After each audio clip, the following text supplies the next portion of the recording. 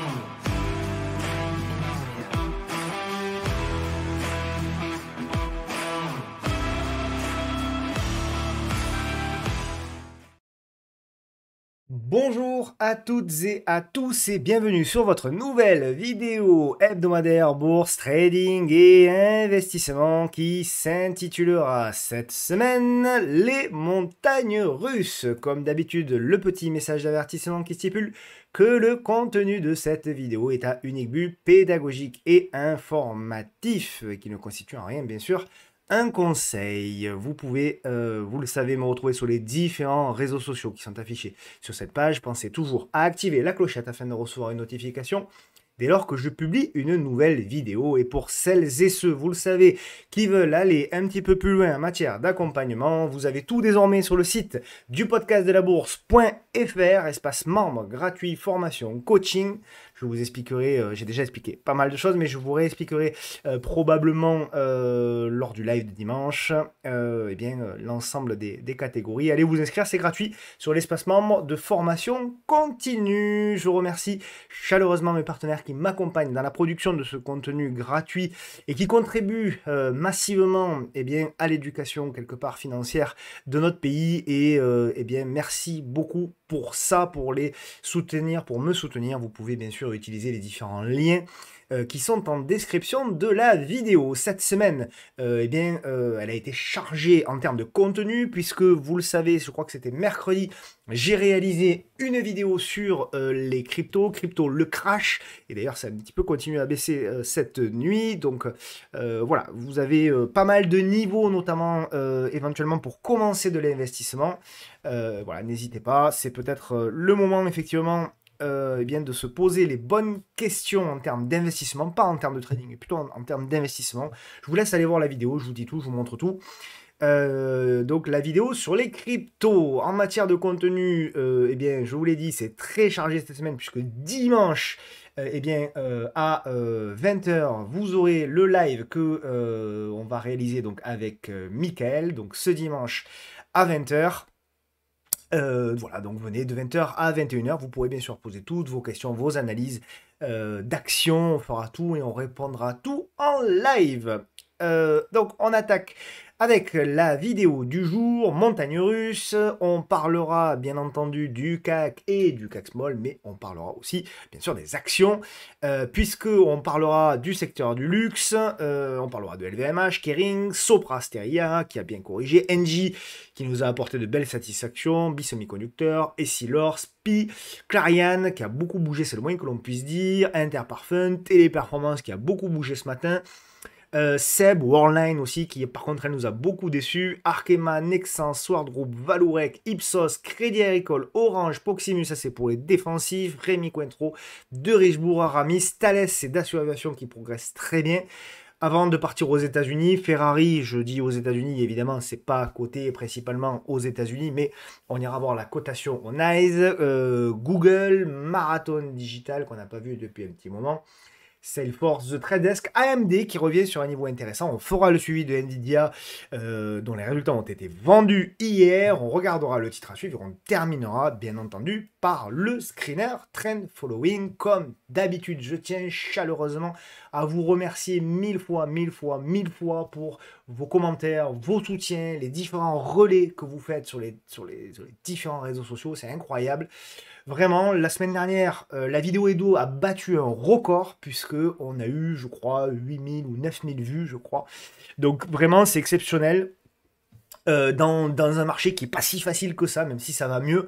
Donc voilà, bon, j'imagine, c'est vrai que on a eu beaucoup de réussite hein, sur les dernières vidéos depuis novembre. C'est vrai qu'on a eu une bonne lecture, mais encore une fois, bonne lecture, ça veut dire aussi beaucoup de réussite. Hein, il faut pas oublier ça. C'est bien d'avoir une bonne lecture, mais encore une fois, il faut que les planètes s'alignent, et ça, c'est pas toujours, c'est même pas du tout de notre fait.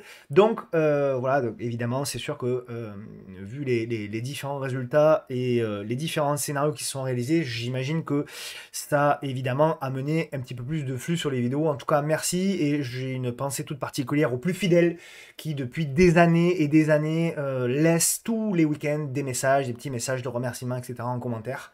Donc voilà, moi j'ai vraiment une pensée pour eux, je ne vais pas les citer parce qu'ils sont tellement nombreux, mais ils se reconnaîtront, et voilà, je les remercie pour tout ça. On attaque avec, bien entendu, le résumé de la semaine. Je vais en profiter pour eh bien, activer ma webcam. Me voici, me voilà. Donc, le résumé de la semaine. Une semaine, évidemment, avec un petit peu de volatilité. C'était attendu. C'était attendu. Pourquoi? Parce que l'on sait et on savait, et c'est pour ça que c'est primordial de démarrer pour moi la partie éco-macro géopolitique, de toujours commencer par ça. Je sais que vous l'appréciez et je le maintiens comme ça. La saisonnalité qui dit beaucoup de choses. Alors oui, c'est pas du 100%, oui, ce ne sont que des probabilités, nous sommes d'accord, mais enfin, en général, lorsqu'on a les graphiques qui s'associent dans la directionnalité de ces probabilités-là, en général, ça fait mal, et c'est le cas pour ce mois de février, où on a des graphiques qui ont donné des signaux pour moi négatifs, surtout aux US, un petit peu aussi évidemment en Europe et en ce qui concerne le CAC, mais surtout aux États-Unis. Et effectivement, on a cette consolidation, correction qui est en train de se mettre en place. Saisonnalité aussi, bien sûr, ça c'était pour le S&P 500, mais aussi bien sûr sur, là je vous montre le mois de mars pour justement, parce on va se projeter aussi dans cette vidéo, puisque nous sommes le 28 février, si je ne m'abuse, oui c'est bien ça. Et donc, effectivement, cette saisonnalité-là, également sur le Nasdaq, était une saisonnalité qui était extrêmement défavorable. Donc, le point positif, c'est là aussi où je vais aller un petit peu vers les projections futures, c'est que le mois de mars, lui, est un petit peu meilleur. Le mois de février est le pire sur le Nasdaq sur les années post-élection présidentielle américaine. Donc, 33% de hausse. La saisonnalité ne s'est pas trompée, encore une fois. Sur cette année, donc sur le mois de février en tout cas. Donc voilà, mais les espoirs vont revenir, ne vous inquiétez pas, parce que cette vidéo, il y a, je pense, pas mal de positifs. C'est là où, vous le savez, j'aime bien prendre le contre-pied, mais encore faut-il prendre le contre-pied quand c'est justifié. Hein. Au mois de novembre, par exemple, on avait pris les contre-pieds des vendeurs parce qu'on trouvait que c'était justifié, que les niveaux et les signaux techniques nous amenaient à être contrariens, quelque part. Là, pour le moment, on a effectivement des données économiques qui me laissent, ou des données également techniques qui me laissent, pour le moment, ouvrir la porte vers quelque part un rebond, voire même la construction d'une nouvelle hausse. Je vais vous en dire un petit peu plus, et vous en savez déjà beaucoup de toute façon, hein, puisque vous suivez pour la plupart tous les vendredis cette vidéo. Mais il va falloir que le marché nous le valide. C'est toujours la même chose. Donc voilà, sur le mois de février, lorsqu'on le décompose, effectivement, la deuxième quinzaine est une deuxième quinzaine extrêmement difficile. On n'y a pas échappé. Malheureusement, oui et non, parce que si on s'y était préparé, je pense que pour la majorité d'entre vous, vous y êtes préparé, puisque vous suivez ces vidéos, eh bien c'est plutôt positif, parce que du coup, on ne prend pas quelque part le recul des marchés, on a accumulé une bonne dose de cash pour éventuellement jouer derrière, une relance, c'est ce qu'on espère tous, il faudra qu'elle soit validée par les graphiques. Ça, c'est toujours la même chose. C'est bien beau de faire des scénarios, il faut en faire, mais il ne faut pas s'enfermer dans ces scénarios-là. Il faut toujours que vos scénarios, vos différents scénarios, d'ailleurs, ne vous enfermez surtout jamais dans un seul scénario. Ayez toujours au moins 2 scénarios pour justement être plus libre psychologiquement et vous dire, bon, mais en fonction de ce que va me valider les graphiques, eh bien, en effet, je vais me tourner vers tel ou tel scénario et je vais affiner mes scénarios pour trader. Donc voilà, deuxième quinzaine plus difficile, nous l'avons dit, une accélération, voilà, sur la fin de février, ça tombe bien, on est le dernier jour de février, si je ne m'abuse, donc, a priori, on est plutôt vers la fin. Je dis bien a priori, parce que, malheureusement, c'est la petite mauvaise nouvelle, le début mars n'est pas généralement terrible non plus, sur le S&P 500, donc, tout ça pour vous dire que, voilà, la souffrance, elle est peut-être pas totalement terminée, et il va falloir patienter encore probablement quelques jours, voire peut-être quelques semaines. La saisonnalité, alors bon, je sais pas trop quelle date exactement, mais on va dire que aux alentours du 10 mars, hein, pour être, ce sont des statistiques, hein, c'est pas des prévisions, hein, c'est pas la météo, c'est juste dire, voilà, a priori, d'après ce que nous disent les statistiques, de saisonnalité sur les S&P, on aurait encore potentiellement en moyenne une dizaine de jours de souffrance. Par contre, j'ai une excellente nouvelle, mes amis, c'est que derrière, si effectivement derrière tout ceci est validé par des scénarios, et des signaux, surtout, c'est ce que je voulais dire, je cherchais le mot, des signaux techniques positifs, et bien derrière, on risque de se régaler pendant peut-être 1 mois et demi à 2 mois. Voilà. Avant d'avoir un mois de mai et de juin un peu en zigzag. Et généralement, c'est vrai que le mois de juillet est un beau mois. Et c'est après qu'effectivement, on a une période où l'été, août, septembre et octobre sont des mois, voilà, pareil, où c'est un peu volatile, c'est un peu difficile à trader. Mais une des meilleures périodes de l'année, avec la fin de l'année, hein, novembre qui est toujours très très bon, encore ça a été vérifié cette année, hein, novembre et décembre, mais après novembre et décembre, la deuxième meilleure période de l'année, c'est souvent mi-mars, fin avril, début mai. Donc voilà, moi je suis encore une fois, je m'oriente là-dessus, je me dis que il va falloir encore une fois, j'insiste parce que sinon on va me faire dire ce que je n'ai pas dit, j'insiste, il faut bien sûr que ce soit validé par les graphiques, mais voilà, il faut être prêt, c'est-à-dire il faut se préparer, c'est toujours la même chose. L'analyse technique ne peut et n'est pas là pour prédire l'avenir, l'analyse technique est là pour s'y préparer. Voilà. Donc on se prépare, on met son cash de côté, on regarde les actions qui potentiellement nous intéressent à rentrer en portefeuille pour du swing ou pour du plus long terme, qu'importe. Et puis on attend les signaux techniques, dès qu'ils arrivent, on y va. Voilà. Et si ça marche, ça marche. Si ça marche pas, ça marche pas. Hein. Si ça marche pas, on a des stops parce qu'on peut aussi avoir des signaux techniques positifs début mars et qui finalement échouent et repartent à la baisse. Et derrière, on a un crash des marchés. Tout est possible en bourse. Il n'y a aucun problème. Le seul truc, c'est que nous, notre job, c'est de se mettre dans des probabilités favorables et de prévoir tous les scénarios derrière qui en découlent. Ok?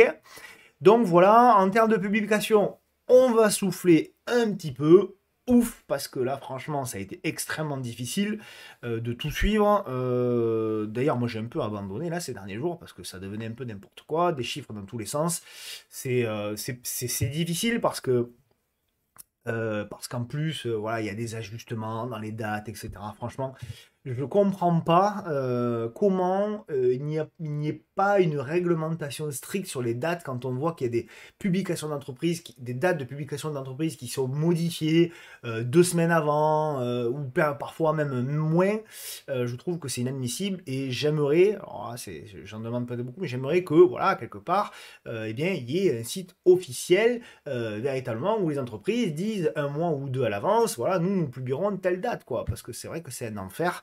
Et que voilà, on a des surprises. Alors nous, moi j'ai subi deux mauvaises surprises enfin non, pardon, 2 surprises, une très bonne et une mauvaise. Une très bonne la semaine dernière, je crois, c'était sur Nexens où j'avais une position et j'ai pas vu la date de publication. Bon là, c'était ma faute, hein, parce que je l'ai complètement zappé. Mais voilà, il y a eu notamment également Corbion, c'était hier, où là par contre c'était plutôt une mauvaise surprise. Alors on avait un peu d'avance, donc ça va, ça n'a pas fait mal, mais voilà, vous pouvez avoir vraiment beaucoup de volatilité. En parlant de volatilité, ça ne vous a pas échappé cette semaine, bien entendu, puisque eh bien, vous avez eu la publication de Nvidia, c'était hier soir, donc c'est toujours la même chose en ce qui concerne Nvidia, les attentes sont énormes, les résultats le sont aussi, mais et on le verra en fin de vidéo, voilà, je trouve que ça fait beaucoup sur Nvidia, et je trouve, mais ça fait un moment que je vous le dis, je trouve que sur ces niveaux-là, l'opportunité n'est pas flamboyante et n'est pas extraordinaire. Et le marché, petit à petit, eh bien, est un petit peu déçu. Alors, je vous ai pris quelques infographies du billet financier qui est sur Twitter, qui fait des super infos, qui était venu d'ailleurs à la table des investisseurs nous parler de Uber. Il avait fait un super article. Donc voilà, je vous invite à retrouver ces infographies. Il a fait 2 infographies donc sur Nvidia. Alors bon, vous me connaissez, j'aime les choses simples et les choses qui parlent. Et là, pour le coup, voilà, ce genre d'infographie, moi, ça me parle plutôt que les grosses fiches là qui sont à la mode. Alors, moi, je comprends absolument rien à ces fiches là. Bref, où il y a des infos partout. Voilà, moi, j'ai un petit cerveau, j'aime bien qu'on me concentre l'information. Et là, en l'occurrence, c'est très bien concentré. Et voilà, vous avez le chiffre d'affaires actuel donc, qui est en progression. Vous avez les bénéfices par action également qui sont en progression. La marge brute également, voilà, qui est effectivement aligné avec ce qui était attendu. Mais là où c'est extrêmement intéressant, c'est la slide suivante, c'est la répartition effectivement du chiffre d'affaires par segment, où l'on voit, bon, c'est logique, hein, avec notamment l'avènement de l'IA, on voit la progression des revenus data center qui n'a fait qu'augmenter. Et moi, vous savez, ça me fait toujours beaucoup peur quand je vois ce genre de choses, ce genre de déséquilibre. Parce que je me dis que eh bien, les excès sont toujours corrigés par des excès. Et je me dis que lorsqu'on a 88% de revenus data center, faut pas se louper, quoi, en gros. Hein. Donc, effectivement, tant que c'est porteur, tout va bien. Effectivement, on explose les chiffres. Mais lorsqu'il y a de la déception, eh bien c'est plus difficile. Et d'ailleurs, vous le savez, mais ça aussi c'était attendu, globalement, les 7 magnifiques déçoivent. Alors, déçoivent, le mot est un peu fort, mais on va dire, sont moins spectaculaires, effectivement, en termes de performance, en termes de résultats, que ce qu'on a vu précédemment. Et donc, véritablement, nous sommes en train de vivre quelque chose qu'on a préparé depuis de nombreux mois, vous le savez, sur les vidéos hebdo, c'est effectivement cette rotation, à la fois rotation géographique, on l'a vu, avec une rotation vers l'Europe, avec aussi, bien entendu, vous l'avez vu, une rotation vers la Chine. Je pense que ça va continuer, ce n'est pas fini, je pense qu'on est au début de quelque chose. On peut vivre quelque part des sous-vagues où il y a des réajustements, c'est-à-dire que tout à coup, bon, ben, les US vont venir reprendre un petit peu de performance, etc. Mais je pense qu'on a retourné la corrélation, c'est-à-dire que quelque part, là où vous aviez eu une surperformance des US par rapport à tous les autres marchés sur les 10 dernières années, je pense qu'on a atteint un point haut de cette surperformance. Ça ne veut pas dire que les US vont se cracher, hein, ça veut dire que juste la surperformance va être beaucoup moins élevée. Et je pense que ça va continuer, donc sur le plan géographique, mais également sur le plan sectoriel. Je pense que on va avoir bien sûr on a déjà un retour de la value, on va avoir un retour également des matières premières. Vous regardez les graphiques des matières premières, il y a beaucoup de choses qui se sont passées. Vous allez également probablement avoir un retour également vers des valeurs défensives. Nous en verrons également dans la vidéo, puisqu'on parlera notamment de Orange, hein, par exemple, qui a fortement progressé ces dernières semaines. Elle avait touché le fameux support qu'on avait vu et derrière, elle s'est envolée. Proximus également, dans une moindre mesure, dans le même secteur, mais dans une moindre mesure pour mes amis belges. Donc voilà, il y a des valeurs, le marché, alors ça veut dire deux choses. Ça veut dire que, vous savez, que quand le marché arbitre vers des valeurs défensives, ça veut dire, bon oui, en effet, qu'il va un petit peu moins vers les valeurs de croissance et les valeurs un peu surévaluées, mais ça veut aussi surtout dire qu'il ne jette pas tout à la poubelle, donc il n'est pas paniqué. Donc on n'a pas à faire aujourd'hui, on a un marché juste qui est en train de faire de la reprise de souffle, éventuellement prendre des bénéfices, arbitrer tout ça, mais on n'a pas du tout un marché qui panique. Et donc, il est plus probable, à mon sens, qu'on ait vraiment, et c'est le scénario numéro un, vous le savez, auquel on pense depuis longtemps, et pour moi, il est plus probable qu'on ait effectivement une sorte de baisse larvée sur les marchés un peu surévalués, comme les États-Unis, l'Inde, vous le savez, j'ai beaucoup parlé, beaucoup de l'Inde en 2023, pas mal en 2024, mais à partir de mi-2024, déjà je vous disais sur l'Inde, attention, le marché est un peu cher, vous avez vu, pour ceux qui le suivent, l'Inde a pas mal corrigé. Je pense que ça va continuer également à corriger, même si on peut avoir des rebonds, parce que ce sont des marchés qui, certes, sont prometteurs, mais qui sont quand même un peu chers.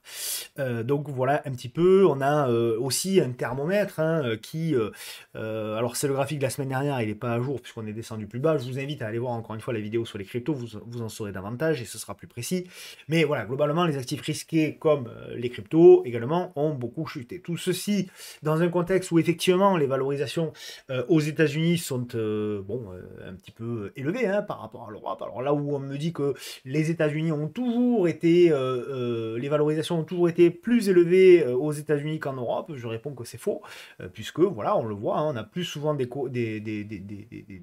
choses qui se suivent. Alors oui, des fois, il y a des moments où en effet, comme ici, en 2013-2014, on a quelque part une surévaluation des États-Unis par rapport à l'Europe, mais qu'est-ce qui se passe en général? Vous le voyez, on a une stagnation quelque part qui s'opère hein, sur le marché surévalué avant que le marché sous-évalué le rattrape. Et je pense que on va vivre ça, effectivement, on va vivre ça on va continuer à vivre ça. D'ailleurs, vous le voyez, on a un petit rattrapage, on va continuer à vivre ça, effectivement. Je pense dans les prochaines semaines, les prochains mois, parce que je trouve également qu'au niveau des nouvelles. Eh bien, ça va un petit peu moins bien. On a, je vous l'ai dit aussi, un certain nombre de statistiques économiques, notamment, alors bien sûr en Europe, mais en Europe on est habitué, hein, voilà, le PIB allemand qui est en baisse par rapport au précédent, mais ça on est habitué. Mais surtout, voilà, on le voit aux États-Unis, la confiance des consommateurs qui est en chute. En dessous de 100, donc hein, c'est très décevant. Alors c'est voilà, c'est du mensuel, etc. Mais voilà, petit à petit, on a des petits indicateurs de plus en plus, je trouve, aux États-Unis, qui sont en train de se dégrader. Voilà, c'est un petit peu décevant. On avait également les ventes de logements neufs sur janvier. Voilà, c'est des choses que le marché est en train de doucement est en train de pricer. Et bien sûr, on a eu le PIB. Alors le PIB trimestriel qui est encore très correct, hein, bien sûr, aux États-Unis, mais qui est quand même passé. Alors là, c'est la prévision, hein, on verra, puisque c'est tout à l'heure, hein, c'est à 14h30, mais il va falloir regarder. Mais la prévision, c'est quand même une baisse, puisque nous avions 3,1 de prévision de PIB trimestriel, alors qu'on s'attend à 2,3 pour ce trimestre. Nous verrons à 14h30, puisque c'est le matin, hein, au moment où j'enregistre cette vidéo. Donc nous verrons en effet à 14h30 où se situe le PIB et bien sûr les inscriptions au chômage, mais les inscriptions hebdomadaires au chômage, si vous voulez, il y a de la volatilité. Alors évidemment, si c'est décevant, le marché le sanctionnera, mais il y a de la volatilité. Donc tout ceci, encore une fois, dans un contexte où on a des espoirs de fin de guerre, c'est là où tout le paradoxe finalement, parce que dans un moment où finalement, tout le monde devrait être quelque part content. Alors je sais, et je vous remercie d'ailleurs, je vous remercie, je voulais vous le dire parce que la semaine dernière, je vous ai demandé de proposer vos avis en commentaire sur les scénarios de fin de guerre, et j'ai vu, et je vous en remercie vraiment, c'est exceptionnel parce que il y a eu des messages en commentaire avec des idées claires, structurées et surtout expliquées de manière factuelle. Pas des prises de position, je suis pro-Poutine, je suis pro-Trump, je suis pro-Macron, on s'en fout de ça. Ça n'a strictement aucun intérêt. Moi, je suis pas là pour faire ça. L'objectif de parler de ça, c'est qu'on sait très bien que ça a de l'influence sur les marchés. Et moi, si vous voulez, je me nourris de vos explications parce que en les lisant quelque part, encore une fois, mon petit cerveau essaye de synthétiser pour vous proposer derrière des scénarios les plus probables. Et c'est en ça que je vous remercie parce qu'encore une fois, dans les commentaires, voilà, vous avez été clinique et vous avez simplement partagé vos avis sans être pro ou contre ou anti. Donc voilà, ça veut dire qu'encore en France, heureusement, on a la possibilité de s'exprimer sans être traité de pour ou d'anti ou voilà, même si malheureusement il y a des chaînes qui ferment, on a encore la possibilité de parler. Fin de la parenthèse. Donc voilà, donc Donald Trump, alors c'est là où aussi effectivement c'est assez étonnant parce qu'on a Donald Trump quelque part qui est en train de, alors qui sort de l'OTAN, qui veut sortir de l'OTAN et en même temps qui veut commander l'OTAN. Ça c'est fabuleux. Bon, voilà, c'est quand même très étonnant. On a certains Européens qui, voilà, notamment François Hollande qui a tapé sur Donald Trump. Là, pour le coup, alors je ne suis pas forcément toujours très fan de François Hollande, mais là, pour le coup, je trouve que quand même, il faut aussi avoir un petit peu plus d'autorité, probablement, hein, et affirmer aussi par rapport aux États-Unis, même si bien évidemment, Voilà, c'est pas comparable, on peut pas comparer notre pays aux États-Unis, à la puissance, bien sûr, mais je pense que quand même on a notre mot à dire. Je pense que il faut aussi taper du poing sur la table. Alors bon, Donald Trump exclut une adhésion de l'Ukraine à l'OTAN. Je pense que quelque part, je suis assez d'accord. Je pense que bon, je suis pas convaincu totalement que l'Ukraine a une place dans l'OTAN. Bon, c'est un autre sujet, il faut que j'y réfléchisse, etc. Mais en tout cas, je pense aussi que c'est pas forcément à lui seul d'en décider. Je pense que il faut aussi que ce soit plus une décision commune. Bref, mais en tout cas, au-delà de ce que je pense ou de ce qu'on peut penser, qui n'a strictement aucune importance. Ce qui est intéressant, c'est de comprendre que voilà, Trump, bah, plus que jamais, s'affirme quand même comme le patron, quoi.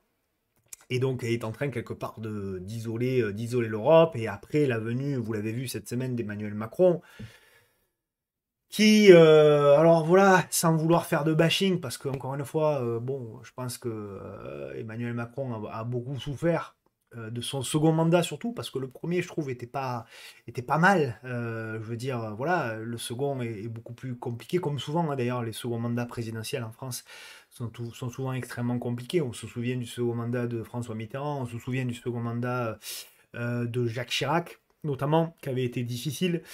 Également, ou plutôt, je dirais, en roue libre. Celui d'Emmanuel Macron n'est pas en roue libre, mais en tout cas, on sent qu'il est plus en difficulté. Et c'est vrai que, voilà, sans vouloir encore une fois taper sur notre président de la République, parce que la situation est compliquée, c'est difficile d'aller à la Maison Blanche pour aller négocier quoi que ce soit avec Donald Trump, hein, ça c'est évident, mais voilà, ça fait mal quand même quand on est français de voir que ben, on a le président de la République qui va voir eh bien, Donald Trump qui semble devant les caméras sourire, rigoler, se taper sur l'épaule, voire même sur la jambe. D'ailleurs, je trouvais que c'était un peu légèrement déplacé quand même. Bon, ça c'est un autre sujet. Euh, et derrière, le lendemain, on a Donald Trump qui vient taper sur l'Europe, quoi. Donc on se dit en disant, voilà, en disant les produits européens seront taxés à 25%. Donc on se dit, waouh, quel décalage finalement, et quel contre-pied. Et ça fait mal. Enfin, moi, en tout cas, à titre personnel, ça me fait mal en tant qu'Européen, en tant que Français, de voir que quelque part, voilà, on n'est peut-être pas respecté à notre juste valeur. Euh, mais encore une fois, je pense que c'est une mauvaise chose effectivement à court terme, mais je pense que c'est une bonne chose à moyen long terme parce que ça va peut-être faire prendre conscience à nos politiques qu'il est temps de se réveiller, il est temps de bâtir une Europe plus forte, peut-être une France même plus forte. Et donc il y a beaucoup de choses à changer. Donc en fait, pour moi, hein, la révélation finalement, c'est que Trump ne fait que profiter de la faiblesse de ses adversaires. Et l'Europe est faible, et la France est faible. Donc voilà, je pense que ça peut changer. J'ai encore beaucoup d'espoir, parce que je pense que la France est un grand pays, que l'Europe est un grand continent. Mais il va falloir se bouger, quoi. Voilà. Bref, je ferme la parenthèse là-dessus. Et c'était plutôt le côté espoir, si vous voulez, que je garde, au contraire de beaucoup de gens, mais moi je garde encore espoir que tout peut changer. Cette semaine, au niveau de la table des investisseurs, il y aura deux articles d'ailleurs, même trois, puisque nous aurons également le suivi du portefeuille Forteresse. Ça va être très intéressant de voir dans la baisse des marchés comment s'est comporté le portefeuille Forteresse et de voir à quel pourcentage nous sommes. J'ai pas fait le calcul. Donc on fera le suivi. Il y a un ETF d'ailleurs à l'intérieur, l'ETF World, qui s'est arrêté. Donc on vous proposera également le changement vers un autre ETF. Voilà, puisqu'on me l'a demandé, ça sera dans la mise à jour sera également dans la newsletter. Et donc cette semaine, vous aurez deux articles, et notamment deux articles en plus de ça. Vous aurez deux articles économiques. Je rappelle que on fait un petit peu de tout sur la table des investisseurs, puisqu'on parle de l'actualité économique, présente bien sûr, et le suivi du portefeuille Forteresse, publication et stratégie d'achat, gestion privée, immobilier, pro real time, et la lettre, bien sûr, mensuelle aux investisseurs qui apparaît une fois part. Moi, je rappelle que tout ceci est gratuit. Vous pouvez vous inscrire gratuitement. La question de la semaine, eh bien, il n'y en a pas cette semaine. Pourquoi? Parce que, en fait, je vais vous la réserver pour eh bien, le live que nous aurons avec Mika. Et surtout, je pense que il y a des questions, je vois souvent sur les réseaux, qui sont adressées à Mika. Et ce serait intéressant, notamment dimanche, de lui adresser peut-être la question de la semaine en live. Donc n'hésitez pas, dimanche à 20h, à venir poser directement votre question de la semaine lors du live. Alors, on attaque désormais cette vidéo. Hop là, on attaque donc avec le CAC. Oui, je regarde que tout soit bon, le son est bon, parce que vous savez que des fois, ça ne fonctionne pas toujours. Et après, tu lances la vidéo, tu parles pendant une demi-heure, après tu es obligé de recommencer. Donc ça va, apparemment, c'est pas le cas. Alors, le Kaku. Eh bien, le Kaku, c'est pas catastrophique, hein, c'est loin d'être catastrophique, moi je trouve, pour le CAC 40. Et donc, en effet, nous avons, eh bien, voilà, une petite mèche haute en mensuel. Il faut toujours prendre beaucoup de recul, mais lorsqu'on regarde le graphe mensuel, je rappelle que nous sommes au-dessus de la moyenne mobile à 10 mois qui est en train de se redresser. Et ça, c'est pas... Alors, on verra, hein, il faut attendre la clôture mensuelle, hein, bien sûr, mais c'est pas innocent. Et c'est pas rien. Regardez cette moyenne mobile à 10 mois qui est en train de se redresser. Et ce qui est intéressant, regardez les fois précédentes où c'est arrivé. C'est arrivé ici. Derrière, le CAC a progressé. Alors, je dis pas que c'est ce que ça va faire, hein, mais allez, après, on va dire, après la clôture mensuelle, le CAC a progressé encore de 16%. Je fais un petit coucou d'ailleurs, hein, parce que c'est presque un backtest que je fais un petit coucou à mon fidèle ami Trado, qui adore ça. Ce serait intéressant qu'il nous le backtest d'ailleurs, ce genre de choses. Derrière, là, ici, vous avez vu, on a une progression de 33%. Ici, derrière, donc on a eu là, ici, derrière, on a eu une progression de, voilà, de 10%. Bon, là, on en a eu une également. Alors, il faut le faire quand vraiment on a une moyenne mobile qui a baissé pendant une certaine durée, c'est-à-dire au moins 4-5 occurrences, hein. Vous voyez, là, par exemple, elle est passée rouge, bleu, rouge. Donc là, pour moi, c'est pas quelque chose de très valable. C'est valable voilà, quand vous avez eu, par exemple, 5, 6, voire plus d'occurrences qui ont été rouges. Là, notamment, c'est le cas. Vous voyez, non, c'est la bougie d'après. Voilà, et là derrière, vous voyez, on a progressé jusqu'à également 22%. Vous voyez là, rouge, bleu, rouge, donc là je ne le prends pas en considération. Là oui, je le prends en considération, vous voyez. Donc c'est souvent des signaux quand même qui sont terriblement efficaces, hein. Terriblement efficaces. Je prends juste le point haut, je ne vais pas chercher. Donc vous voyez, 58%, 22%, 10%, 33%, 16%.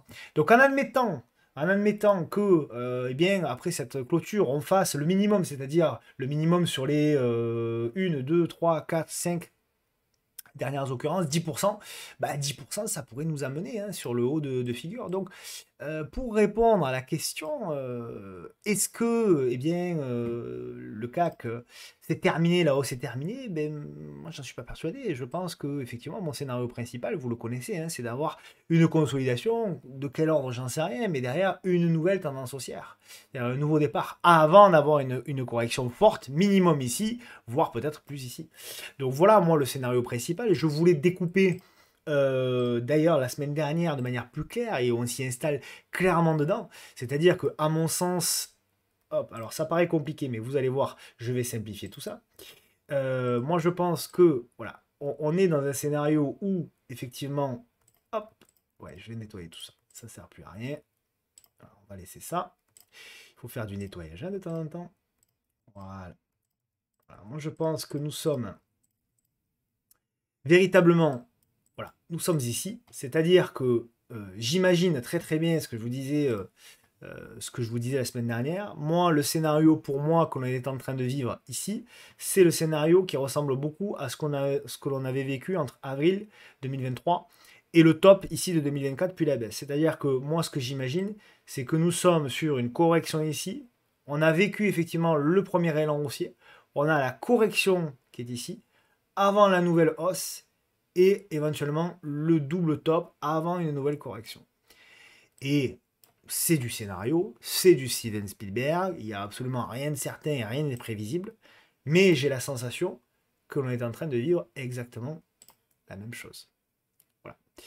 Et donc, moi, je pense que, alors je le décale un peu pour vraiment ajuster, voilà, je pense qu'on est effectivement sur un scénario qui ressemble à ça. Et je pense que le mouvement qui est en train de s'opérer sur le CAC 40 est un mouvement correctif. Voilà. C'est pas un mouvement de, c'est pas un retournement de tendance pour moi, c'est un mouvement correctif. Bon, j'ai la sensation qu'on est plus sur un mouvement comme ça de bisous. Alors combien de temps il va durer, ça je peux pas le savoir, je peux pas vous dire. Mais pour moi, on est plus sur un mouvement correctif ici. On le voit parce que déjà, vous voyez, les mèches bas sont achetées, les nouveaux plus bas sont achetés. Donc pour moi, on est vraiment sur une réduction de volatilité. D'ailleurs, on voit, hein, il y a encore véritablement bon, des volumes. Donc pour moi, on est véritablement sur un mouvement correctif et on va le savoir véritablement si on arrive à tenir les niveaux. Et notamment le premier niveau des 9000, des 7950. Et enfin, il y a deux niveaux. Pour moi, le niveau de retournement, en fait, hein, où là, je dirais, bon, là, par contre, pour moi, on est allé trop loin. Pour moi, c'est ce niveau-là en vert. C'est-à-dire que je considère que tant qu'on reste au-dessus de ce niveau en vert, eh bien, les possibilités pour qu'on ait un mouvement correctif de ce type sont élevées. Et donc, tant qu'on est au-dessus de ça, pour moi, c'est positif. OK? Donc, pour répondre à la question que j'ai posée en introduction, quoi les marchés nous préparent. À mon sens, moi, on est dans la continuité, et j'en veux pour preuve la saisonnalité, on est dans la continuité, effectivement. Allez, si on veut le matérialiser, par exemple, je vous ai dit mi-mars, hein, voilà. On va dire, si on est, voilà, on peut être sur très bien quelque chose qui fait comme ça, voilà, par exemple, et après, on a une structure qui ferait comme ça. D'accord? C'est ça, pour moi, le, le- le scénario, un des scénarios sur lequel on peut s'orienter. Voilà. Donc, pour répondre encore une fois à la question posée à l'introduction, à mon sens, on est en train de construire un mouvement correctif. Donc, est-ce qu'on peut continuer à baisser? Pour moi, la réponse est oui. Mais j'ai bon espoir, toujours, que derrière, on ait de la hausse. Et qu'on ait derrière un beau rallye haussier. Voilà, c'est mon espoir. En revanche, derrière, je pense que à partir de l'été, euh, au niveau de la saisonnalité et au niveau macroéconomique, je pense que les choses vont se dégrader, notamment aux États-Unis, de manière plus forte, plus intense, et qu'on aura un marché qui va corriger probablement de 10, 15, voire 20%. Alors peut-être pas le CAC, mais en tout cas les États-Unis. Et je pense qu'on aura un gros mouvement correctif, pas forcément un crash, mais un gros mouvement correctif. Mais quelque part, moi je me dis que si on arrive à revenir sur les plus hauts, admettons les 8008, etc., même si on vient à baisser de 15%, bah, on reviendra finalement que aux alentours des 7005, quoi. Voilà, 10-15%, 7007, 7005, voilà, peut-être un petit peu plus bas, 7002, j'en sais rien, on verra. Mais pour moi, ce serait, voilà, derrière, on price que l'Europe va se relever, et derrière, ben voilà, on corrige ce mouvement-là, etc. Donc voilà, un petit peu le scénario. Encore une fois, ne m'en tenez pas à rigueur strictement, hein. Je ne fais qu'essayer de me mouiller et qu'essayer de vous mettre dans des scénarios. Vous les ajustez et on les ajustera. Et puis finalement, encore une fois, hein, si la semaine prochaine il y a un crash et qu'on repasse sous les 7006, je vous dirai bah, tout ce qu'on a dit la semaine précédente, bah désolé, hein, le marché n'a pas voulu nous le valider. Et quelque part, on part sur quelque chose de différent, et ce ne sera pas un problème, vous voyez ce que je veux dire? Euh, euh, moi, bon, mon ego a disparu le jour où j'ai rencontré ma femme, hein, vous savez, donc c'est pas la bourse qui va changer quoi que ce soit là-dessus, hein. Voilà, bon, il me fallait faire toujours la petite dédicace, c'est normal. Voilà, donc pour le CAC 40, on passe désormais au CAC Small. Hop.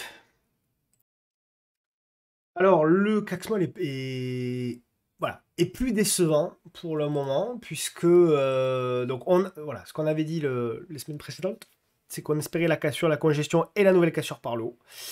Pour le moment, il n'en est rien, tout n'est pas perdu pour autant, hein, puisque pour moi, encore une fois, tant qu'on tient, j'avais mis une évaluation sous les 10 750, donc tant qu'on est au-dessus, on peut avoir encore un espoir, c'est-à-dire on peut avoir une structure corrective plutôt comme ça, d'accord? Donc pour le moment, tout n'est pas perdu, mais voilà, il est temps de réagir sur ce niveau-là, je dirais même les 10 009, et tant qu'on tient les 10 009, il y a de l'espoir. Donc voilà, mais en même temps, il y a une prise de bénéfice, hein. On a fait un bon mouvement, vous vous souvenez, hein, de cette tasse avec Hans, etc. La correction, vous vous souvenez de la congestion, bref, on va pas revenir sur ce qui s'était passé. Mais Mais voilà, pour le moment, effectivement, on a une prise de bénéfices. On a bloqué sur la MM200, hein, vous l'avez vu également, hein, qui avait fait résistance ici. Donc, il y a du boulot. Il va falloir repasser au-dessus des 10 200, 10 200, 10 000, pardon, 11 200, 11 300. Et après, il va falloir retourner la tendance, etc. etc. Donc, voilà, il y a encore, malheureusement, beaucoup de boulot pour le CAC Small, mais tout n'est pas encore perdu. Ce qu'on espère, moi ce que j'espère, c'est qu'on ait encore une petite semaine, là, une dizaine de séances où on congestionne et derrière qu'on casse par le haut et qu'on ait enfin ce rallye sur les small caps qu'on attend tous, ce vrai rallye, même si pour moi c'est un rebond ça, hein. Pour moi, ça, certes le rebond il a été pas mal, hein, puisque c'est un rebond de 11%, mais on n'est que sur un rebond, on n'a pas retourné les tendances. Et d'ailleurs, vous regardez la moyenne mobile à 200 jours, tant qu'on n'a pas retourné la moyenne mobile à 200 jours, à mon sens, on n'a pas retourné la tendance. Alors le CAC il est résilient, pourquoi? Parce qu'on a quand même le luxe, hein, qui est toujours lui aussi extrêmement résilient, bien entendu. Et LVMH s'oriente vers le scénario qu'on avait proposé, c'est-à-dire un retour sur le support des 675, 680. Et on l'espère tous derrière, une belle congestion et la cassure par l'eau. C'est ce qu'on avait dessiné il y a une quinzaine de jours, même avant début février. Donc voilà, pour le coup, j'ai rien changé. J'essaie de toucher le moins possible, hein, grave, comme ça je les ajuste avec vous quand je peux. Si je reviens moi à titre perso avec le salon, bien sûr, je suis obligé de les ajuster, mais en général, j'essaie de pas trop toucher. Donc voilà, on est là-dedans et c'est plutôt pas mal, hein, ce que fait LVMH, je dois dire. Voilà, on voit qu'il y a pas mal de bougies bleues ou vertes, ça dépend de la couleur que vous avez choisi sur vos graphiques, mais il y a pas mal de bougies quand même acheteuses. On contient le mal. On voit que ça c'est intéressant, les volumes sont en réduction, on a une baisse, vous voyez, la moyenne mobile là aussi qui s'est retournée, donc ça c'est positif. D'ailleurs, tiens, petite astuce, là, vous voyez, je ne l'ai pas mis, mais petite astuce, si vous voulez, hop, vous mettez, non, c'est pas comme ça que je voulais faire, vous mettez la hausse, ça c'est intéressant, voilà, vous mettez la hausse en bleu ou en vert, encore une fois, ça dépend, et la baisse en rouge. Voilà, voilà, c'est intéressant, vous voyez, pour voir l'orientation, voilà, l'orientation des volumes sur les 20 derniers jours. Et là, on le voit, on est bien sur une phase baissière sur les 20 derniers jours. Donc, effectivement, on a des volumes qui réduisent avec une volatilité qui se réduit. Et vous savez que moi, c'est quelque chose que j'apprécie. Mais, au-delà du fait que je l'apprécie, il va falloir valider. Il va falloir casser. Et le niveau, pour moi, le premier niveau qui est assez clair, c'est le niveau ici des 707 euros. Et si effectivement LVMH arrive à tenir donc le premier niveau qui est là, on va dire grosso modo, hein, hop, voilà, on va faire comme ça, on va le tracer comme ça. Si LVMH arrive à bien tenir ici le niveau des 665 et arrive là à revenir casser, congestionner, là hyper positif. Et derrière, pour moi, on réattaquera probablement une nouvelle tendance haussière. Donc premier objectif, revenir sur les 764 euros et ensuite on ira peut-être chercher de nouveaux plus hauts. Ok, donc vraiment pas mal. Sa cousine, l'ange déchu, c'est le titre que j'avais donné sur BFM hier, sur Kering. Donc Kering, pour moi, on est, donc souvenez-vous, hein, on en avait parlé ici, la cassure, la congestion, la cassure, et on espérait quoi? On espérait quelque part un retour par là, ou un petit peu plus haut, j'en sais rien, pour avoir la congestion. C'était là où, voilà, et il semble qu'on s'oriente là-dessus. Donc, il faut regarder, ça se regarde, ça, hein, encore. D'accord? Pour moi, il faut laisser la figure mûrir, hein. Ça peut être une figure plus large, hein, mais c'est à observer de très près. D'accord? Si vous voyez que Kering fait du zigzag encore, qu'on a une belle congestion, que la moyenne ici à 200 jours, comme on l'avait dessiné, est en train de se retourner, les volumes, eux également, sont en train de baisser. Donc ça, c'est plutôt encourageant. C'est pas fait, bien sûr, mais c'est plutôt encourageant. Donc voilà pour Kering, moi je la suis de près, de toute façon si le CAC repart, ce sera avec Kering, je vous le dis de suite, et LVMH. Soprasteria, de la déception, mais c'est pas, souvenez-vous, hein, souvenez-vous, Soprasteria, je vous avais dit, sur le haut de canal, là, ici, déjà, toute l'année 2024, vous avez dit, Soprasteria, n'investissez pas. Voilà, chaque nouveau plus haut, faites attention, et c'est plutôt lorsqu'on sera à proximité du bas de canal que plus personne n'en voudra. Bon, ben c'est super, pour les investisseurs, on s'y oriente. Donc, déjà, pour les investisseurs, ben oui, on a un premier niveau pour ceux qui, voilà, ne veulent surtout pas louper une entrée sur Soprasteria. Nous avons effectivement un niveau aux alentours des 150, on est à 154 aujourd'hui. Voilà, ça c'est premier niveau d'investissement, pourquoi pas, mais le deuxième, voilà, il sera potentiellement là, donc on verra à quelle vitesse. Est-ce que Soprasteria va faire directement ça ou est-ce qu'on va avoir un rebond avant une baisse? Donc, en fonction, effectivement, on aura un prix différent, mais globalement, de toute façon, c'est le bas de canal, hein. Voilà, un peu plus haut, un peu plus bas, vous avez compris. Mais c'est là. Donc, premier niveau, mais voilà, j'irai avec parcimonie, quelque part sur ce premier niveau d'investissement, aux alentours des 150, quelque chose comme ça. Mais le deuxième niveau, voilà, le gros niveau, il serait plutôt sur le bas de canal. Donc, encore une fois, je peux pas vous donner. Des fois, on me dit, tu donnes pas le prix exact. Mais parce que, en fonction de la vitesse où l'action va baisser, vous n'avez pas le même prix. Si l'action baisse comme ceci, vous n'avez pas le même prix que si l'action baisse comme cela. D'accord? Donc, effectivement, si le prix baisse comme ça, vous voyez, vous n'avez pas le même prix que s'il baisse comme ça. D'accord? Donc je ne peux pas vous dire véritablement un prix. Mais voilà, on fera le suivi, il n'y a pas de problème. Globalement c'est entre les 120 et les 135, quoi, hein. Ça devrait être dans cette tranche de prix-là. Ok? Donc voilà, trader quand même. Alors trader, oui, hein, trader pour jouer le rebond, tout ça, mais globalement, même moi, franchement, même en trading, je ne prends pas, à part en intraday, mais sinon pas plus. Donc plutôt sur le côté. NJ, on est content. On est content, NJ. Donc voilà, la belle congestion. Tout le scénario a été validé. On se souvient plutôt du graphique hebdo qui est plutôt canon. Donc voilà, on a le petit signal. Mais encore une fois, c'est le. Alors, les plus. Voilà, ceux qui ont voulu jouer la cassure ici des 16-25, bon, bien joué. Il y avait les résultats, vous le savez. Alors, je l'ai répété, je le répète encore. On ne joue pas les résultats, sauf si on est très long terme. Mais moi, je ne joue jamais les résultats. On y reviendra notamment avec Téléperformance et Worldline et même Clarion. Mais voilà, ce qui est intéressant, c'est l'après-résultat. Parce que très bien, ok, les résultats seront achetés. Ok, on a le signal, mais ça, c'est un signal. C'est un signal qui sera confirmé quand? C'est un signal qui sera confirmé quand vous aurez le repli et la petite congestion, en gros. Et là, effectivement, on peut payer la cassure de la congestion. Et là, on peut espérer derrière, effectivement, un nouveau trend avec des mouvements correctifs, etc. Et jouer véritablement un retournement aussi sur la valeur. Et d'ailleurs, vous le voyez très bien, la moyenne mobile ici à 200 jours et baissière, 200 semaines, pardonnez-moi, et baissière, elle se stabilise avant de repartir ici. Donc le potentiel, à mon sens, effectivement, il est intéressant sur NJ. D'accord? Donc il faut continuer de suivre NJ de près. Ok? Bussy, une de mes actions préférées, j'adore Bussy Semiconductor, mais voilà, pour le moment, alors il y a effectivement est-ce que je vous la mets en. Vous savez quoi? Je vais tout enlever. Je vais tout enlever, voilà, supprimer. Voilà, je vais tout enlever, comme ça on va retracer tranquillement ensemble. Voilà. Donc moi pour moi, on est sur un niveau quand même intéressant ici. Il y en a un second qui peut être ici. Voilà. Après, vous pouvez également tracer un niveau de support horizontal. Voilà, en gros, je vous trace un peu à l'arrache, mais on s'en fiche, c'est pour avoir des niveaux. Mais vous voyez, ici, on est déjà sur un premier niveau intéressant. Donc ça, c'est pas mal.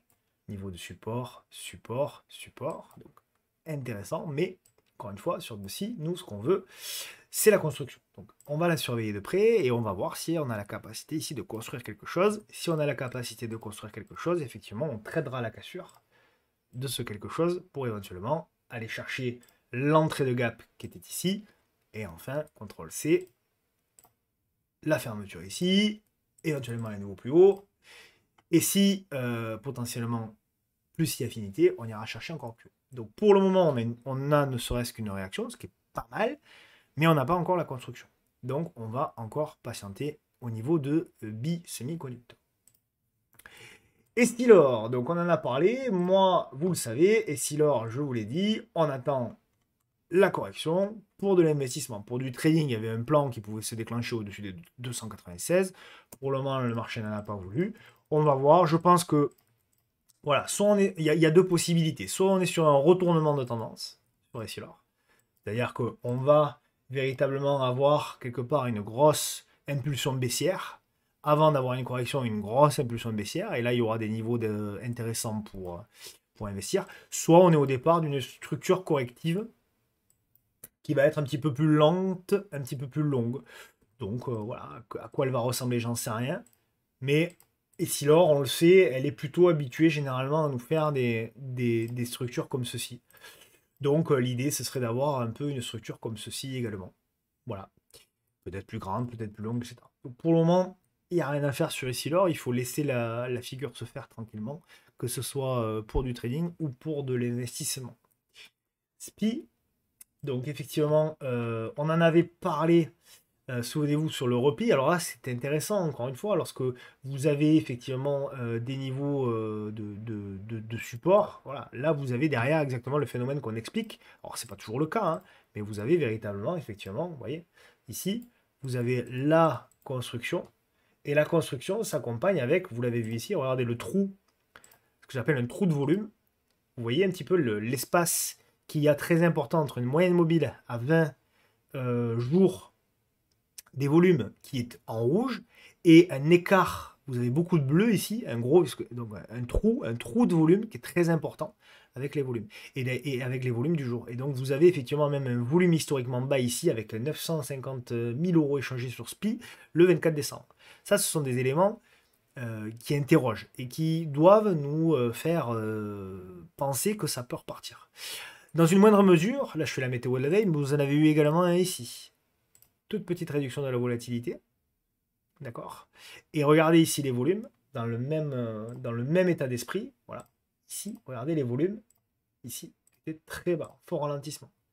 Donc ça, c'est très intéressant. Lorsque vous avez effectivement donc une moyenne mobile, je le répète, à 20 jours sur les volumes qui est baissière, plus également des volumes journaliers qui sont largement, si possible, ou en tout cas en dessous de cette moyenne mobile.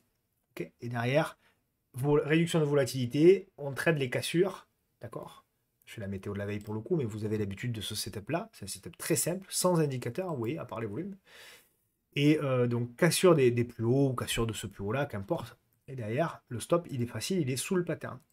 Et derrière, un objectif, qu'est-ce que vous visez? Vous visez un objectif de premier 1, 1,5, pardon, 1,5, 2.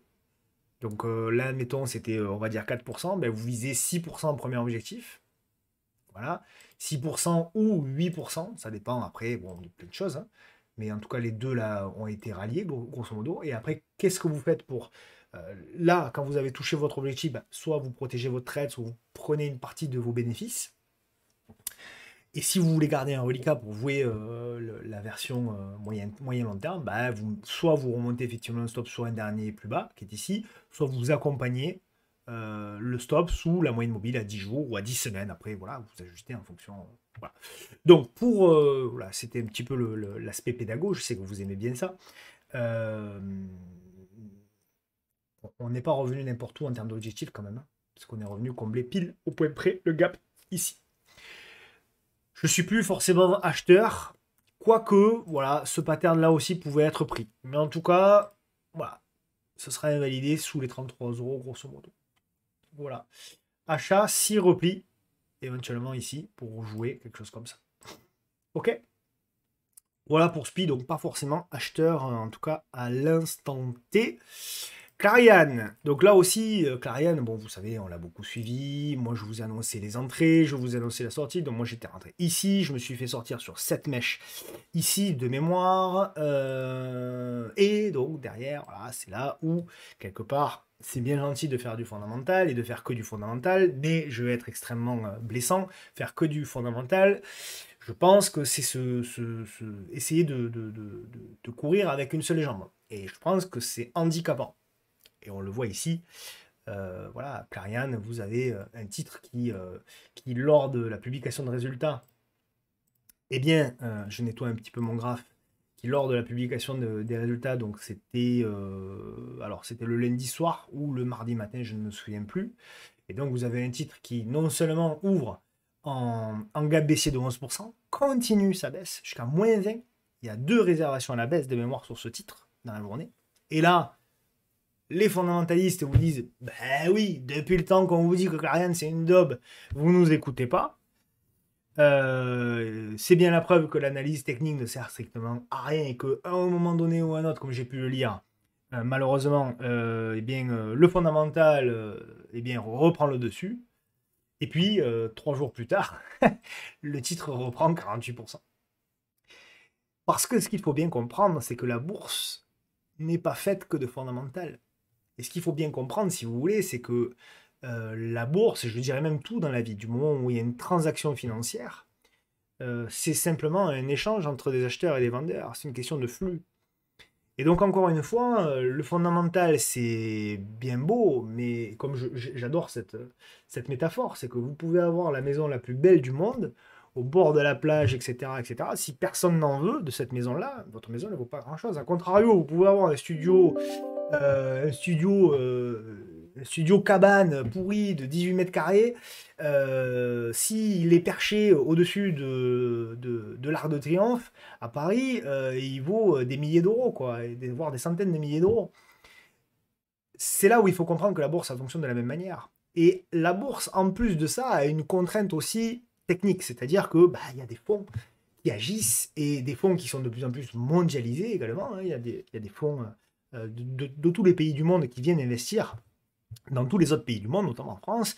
Et donc voilà, vous avez des fonds, des fois, qui ont accumulé peut-être des millions d'euros, qui à un moment donné décident ou de rentrer ou de sortir. Et des fois se croisent. Il y a peut-être un fonds qui avait investi sur Clariane dans l'accumulation ici, qui derrière voit les résultats, qui se dit bon, les résultats, bon, moi je suis pas convaincu, j'ai pris avec mon fonds, j'ai pris 70%, ben je sors pour sortir à plus 50.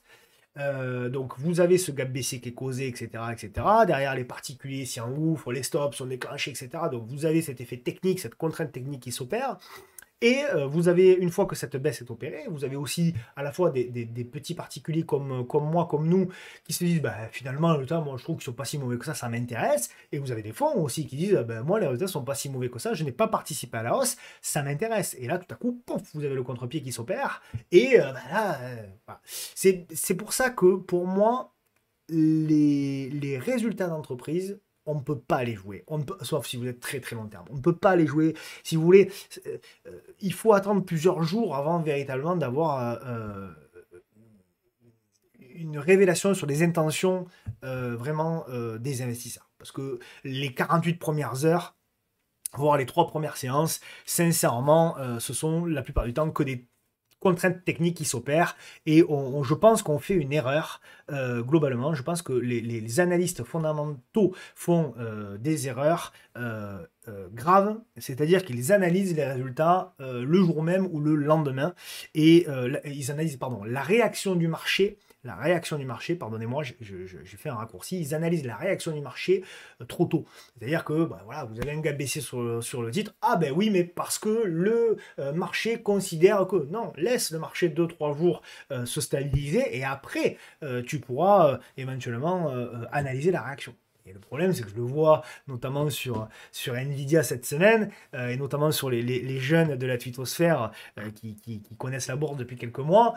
Les résultats sont publiés, ils regardent l'after market, au bout de 2 minutes, ils disent oh, voilà, comme ça a été le cas sur Nvidia, oh, regardez l'aftermarket, plus 3, le marché, les résultats sont exceptionnels, le marché, etc. apprécie. Le lendemain, Nvidia, il fait moins 8. donc, donc ça sert à rien. Et en plus, c'est malheureux pour ces jeunes créateurs de contenu qui ont du talent parce qu'ils se décrédibilisent. Ça sert à rien de vouloir ajuster, ça sert à rien de vouloir essayer d'interpréter ce que pense le marché. Vous ne pouvez pas le faire, c'est pas possible. Après, par contre, on peut analyser les résultats. Ça oui, on peut dire, j'estime que les résultats sont bons. Moi, hier, on me demandait mon avis, et on va y venir, sur Téléperformance. Bah allez, j'y vais de suite et je reviendrai sur Interparfum après. On m'a demandé hier mon avis sur les résultats de Téléperformance et j'ai dit ce que je pensais. J'ai dit, les résultats, pour moi, ils sont bons, ils sont satisfaisants, mais le marché, ce qui va décider demain matin, j'en sais rien. Et je dirais même ce qui va décider demain matin et la semaine prochaine. Pour moi, l'interprétation des résultats de Téléperformance par le marché, on aura la réponse la semaine prochaine. La semaine prochaine, on regardera Téléperformance et on dira, bon, qu'une semaine après, comment le marché les a digérés. Donc moi, Téléperformance, j'ai la même analyse que depuis. Voilà, je pense que effectivement les résultats sont vraiment pas mal. Alors c'est pas Nvidia hein, ou c'est pas Apple, hein, mais je pense que les résultats sont pas mal. Je pense qu'on est toujours dans un potentiel retournement.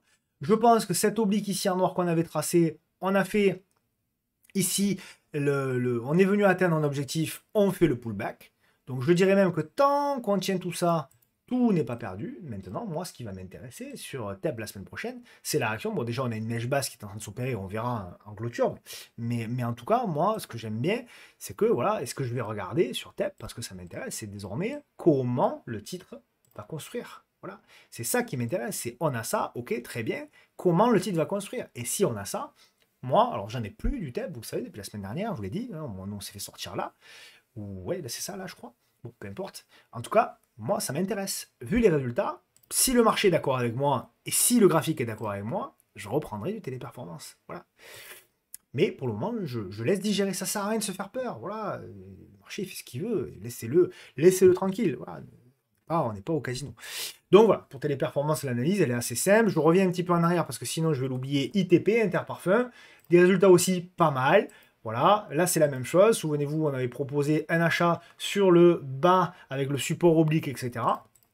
Donc derrière, bon ben voilà, encore une fois, le support oblique a bien marché, mais on revient encore une fois, à contrario, sur le niveau de résistance. Donc le marché hésite. On verra si Interparfum a la capacité, là aussi, de rebondir, de construire. Et si on a effectivement, une petite congestion, etc., on tente effectivement de l'achat. Mais c'est très positif. Sinon, eh bien écoutez, si on réintègre, on rejouera effectivement ces niveaux-là. Puis éventuellement pour des investisseurs, si on a un gros trou du marché, ce qui est possible, hein, donc on jouera le très très gros niveau, c'est-à-dire sous les 35 mois. On n'y est pas encore. Il faut bien entendu procéder par étapes. On passe à Seb, j'accélère parce que j'ai pris un retard monumental, vraiment monumental, là, je suis à déjà 1 heure de vidéo. Bon, Seb, pour moi, on est toujours dans, dans le même contexte, c'est-à-dire, hop, je nettoie un peu tous mes trucs, c'est-à-dire que pour moi, Seb, le niveau d'opportunité, alors ça va commencer à être intéressant hein, sur Seb, puisque moi, pour moi, le niveau d'opportunité, il se situerait plutôt ici, d'accord? Donc on va y rentrer hein, petit à petit, donc sous les 78 jusqu'à 66, on regardera effectivement trader comme investisseur, parce que pour moi, ça ressemble comme 2 gouttes d'eau quand même à une structure corrective. C'est-à-dire que là, pour ceux qui font un petit peu de wave, on a le A et on aurait potentiellement le B pour derrière un C. D'accord? Après, on peut les décomposer. Là, vous avez eu un B, un C. Voilà, bon, ok. Donc, grosso modo, c'est cette structure corrective qui se répéterait ici. Donc pour moi, en tout cas, on est sur une structure corrective. Donc on peut effectivement, je l'espère, avoir effectivement quelque part un truc comme ça. Donc pour moi, c'est de l'achat, mais un petit peu plus bas. C'est à chaque nouveau plus bas qu'il faut suivre pour un retournement. Warline, alors grosse déception là aussi. Alors j'ai échangé avec quelqu'un qui m'a dit je joue les résultats. Ne jouez pas les résultats, s'il vous plaît, je vous en supplie, ne jouez pas les résultats sur ces valeurs-là, et même sur toutes les valeurs, même sur Nvidia, ne jouez pas les résultats, sauf si vous avez des convictions très long terme, que vous avez une toute petite partie de votre portefeuille dans un gros portefeuille avec plein d'autres valeurs, mais ne jouez pas les résultats de grâce, faites-moi plaisir, ne jouez pas les résultats. D'accord? Donc là, les résultats, encore une fois, ils ont été vendus. Donc voilà, on avait cette construction, ce que je vous disais. Alors, les espoirs, je vous le disais, n'étaient pas encore perdus, puisqu'on avait cette belle construction, etc. Malheureusement, ben, vous avez derrière les résultats, et vous avez derrière, en effet, effectivement, un Warline qui revient sur les plus bas historiques. Alors moi, ça c'est du trading, mais voilà, j'ai tenté le rebond sur le titre. Pour être totalement transparent, je l'avais tenté plus haut aussi la veille et perdant. Donc voilà, la position là pour le moment, certes celle-ci, elle est gagnante, mais j'ai eu également une position perdante la veille. Donc voilà, c'est justement pour éviter de faire le malin et de dire regardez, j'ai une belle position. La vérité, c'est que la veille aussi, j'en avais une et qu'elle a été perdante. Donc là, on va dire que ça s'équilibre à peu près avec le stop qui est posé. Mais voilà, en tout cas, il faut laisser maintenant alors voilà, c'est du trading, intraday, tout ça, mais sinon, il faut laisser le titre véritablement construire. On verra si le marché décide effectivement d'acheter ce bas-là ou pas. Mais bon, c'est pas gagné, quoi. Hein, là-dessus, voilà, hein, on verra. Et si effectivement on a une figure corrective et que derrière on a une tendance, on tentera. Mais en tout cas, voilà, n'achetez pas, ne payez pas, en tout cas, ne jouez pas les résultats. Arkema, c'est la même chose. Donc moi, Arkema, on en avait sur le salon, puisqu'on avait payé ici au 76,30. Mais je trouve que c'est pas si mal. J'efface tout. C'est pas si mal, puisque, alors rappelez-vous, hein, pourquoi? Parce que c'est un support oblique, voilà. Bah, il est là, le support oblique, hein, c'est vrai que Je pense pas toujours à dézoomer parce que je vais aller vite. Mais c'est pas mal. Et je trouve que ça se surveille encore et encore et encore. Donc voilà, à suivre de près si effectivement ici on a une structure corrective parce que derrière on peut avoir quelque chose d'intéressant. Nexence, donc on en avait, on en a plus sur le salon. Parce que là pour le coup on a vu la réussite avec ce gap à la hausse. Du coup, on est sorti, on a dû sortir, c'était lundi, je pense. Donc voilà, donc sur le salon, mais voilà, moi je sais pas le niveau que j'attends. Hein. Nexence pour le coup, moi je l'attends minimum sur la ligne en pointillé, voire même plus bas. Donc là c'était du trading, très bien. Il y avait effectivement des choses intéressantes avec la congestion, tout ça, etc. C'est ce qu'on a joué, mais voilà. Mais je pense sincèrement que là, pour le coup, on peut avoir encore une continuité, on peut avoir quelque part une continuité de la baisse et on verra effectivement sur les niveaux si on peut rebondir. Donc, pour le moment, strictement rien. Sword, bah, c'est mou, hein, Sword, c'est vraiment mou. On n'est pas sur un niveau d'opportunité. C'est mou, pourquoi? Parce qu'on est sur une structure également très corrective. Hein. Et donc, voilà, c'est pour ça qu'il faut attendre les niveaux. Parce que, bah oui, même si effectivement, Sword sur les 32, c'est pas mal, je pense qu'on peut aller plus bas. Et encore une fois, le niveau que j'attends, c'est celui-ci. Donc, je préfère patienter et attendre. Donc, pour moi, on est dans une structure corrective à l'intérieur d'une immense structure corrective. Tout ceci dans une tendance haussière de long terme. Donc, je pense qu'il faut encore attendre. Valourec. Toujours pas mal. Bon, c'est volatile. On est dans de la construction pour moi sur Valorec. Alors souvenez-vous, cette figure-là, la cassure, cette figure-là, la cassure.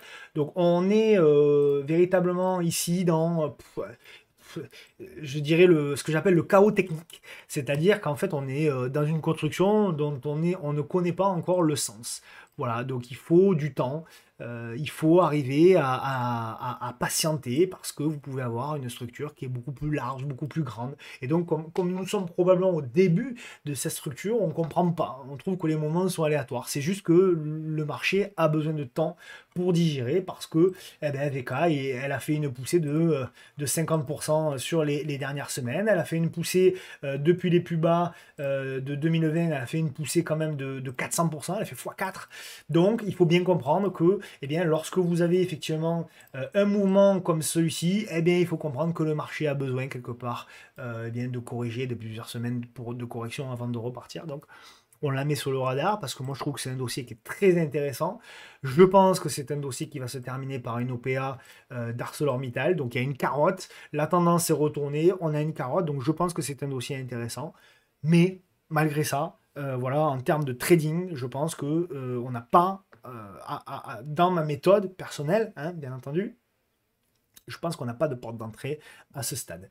Ipsos, c'est pas mal. Alors souvenez-vous, on en parlait, voilà, dans la structure ici. Donc voilà, elle a enfin breaké, donc il faut la suivre. Ipsos également, voilà, vous le savez, ça m'intéresse. Donc moi j'en avais pris ici, on s'est fait sortir. Derrière, les résultats l'ont propulsé. Donc ce qu'on va regarder maintenant, c'est la capacité de Ipsos à venir s'installer là et à congestionner. Si on a ça derrière, on rejouera la relance. Crédit Agricole sur les bancaires, elles ont hyper bien performé. Bravo à ceux qui en ont. C'est assez impressionnant quand même, Crédit Agricole. Donc voilà, toute la question est de savoir est-ce que désormais on va avoir la capacité en effet de breaker cette zone. Je sais pas. Je sais pas, on est en train d'essayer, mais voilà. Je pense qu'il n'y a plus rien à faire là, à l'instant T sur Crédit Agricole, sauf si on a une structure là aussi corrective. Voilà, c'est toute la question. Plus vous voyez monter Crédit Agricole, plus à mon sens sans correction, plus vous avez derrière une possibilité de chute et d'un mouvement et d'un retournement de tendance. En revanche, si vous voyez que derrière Crédit Agricole fait une petite correction et construit quelque part une structure avec le moins de volatilité possible et potentiellement le moins de volume possible, à ce moment-là, c'est très certainement qu'on ira beaucoup plus haut. Et même moi, je pense que j'essaierai d'y prendre part. Même si Crédit Agricole, c'est pas la plus grande amplitude directionnelle. Orange, c'est là aussi où on voit que le marché n'est pas totalement stupide. Souvenez-vous les deux zones qu'on avait proposées. Hein. Vous reprenez les vidéos précédentes, hein, tout avait été indiqué. Zone des 9 euros et zone des 6,50 € à 7,50 €. C'est là où l'investisseur, bêtement, il investit sur la zone des 9 et il garde une moitié de position pour cette zone-là. Et derrière, vous investissez sur les 9. Regardez derrière la puissance. Là, derrière, on a effectivement le petit pattern qui se met en place. Magnifique. Vous avez vu souvent ce genre de zigzag, là, c'est super efficace. Et derrière, effectivement, vous avez un orange qui progresse de 22%. C'est considérable pour orange parce que c'est une amplitude qui n'est pas forcément élevée. On fait attention parce que là, on arrive pour moi sur des zones potentielles de prise de bénéfices, les 11,35 € voire les 11,80 €. Et là aussi, à l'image de Crédit Agricole, est-ce que Orange va aller plus haut? La réponse, vous l'aurez dans la structure. Quand vous avez un mouvement comme ça, voilà, ce qui va nous intéresser, c'est la structure corrective. D'accord? Et là aussi, pour les traders, il y avait vraiment des patterns. Alors moi, je ne l'ai pas vu, et puis Orange, je ne la traite pas parce que c'est un peu mou pour moi. Mais voilà, ce genre de choses-là, c'est exceptionnel. Ça, c'est super. Ça, vraiment, celui-là, là, c'est rare quand vous voyez ce genre de truc. Voilà, vous avez une bougie qui contient, ouais, ça, c'est un... Ah, je vous donne une petite astuce. Ça s'appelle une bougie de contrôle. Qu'est-ce que c'est une bougie de contrôle? Une bougie de contrôle, c'est que vous avez une bougie. La vidéo, je voulais faire une vidéo courte parce qu'on est live dimanche, mais finalement, elle va durer 2 heures. Bon, c'est pas grave, je sais que vous adorez ça, donc c'est pas un souci. Une bougie de contrôle, c'est une bougie avec, pardonnez-moi, à l'intérieur, la bougie de contrôle est en vert, et avec à l'intérieur plusieurs bougies. C'est-à-dire, en fait, c'est pas un inside bar où vous avez une bougie à l'intérieur d'une autre, c'est pas ça. C'est une bougie qui, eh bien, entre les plus hauts, voilà, je ne vais pas prendre celui-là parce que ce ne sera pas clair, voilà. Entre les plus hauts et les plus bas, contient un ensemble de bougies. Et si possible avec une réduction de volatilité, et si possible avec une réduction de volume. Voilà. Et en fait, cette bougie de contrôle, elle est là. Vous voyez? Voilà. Et là, vous voyez, vous avez dedans 1, 2, 3, 4, 5, 6 bougies.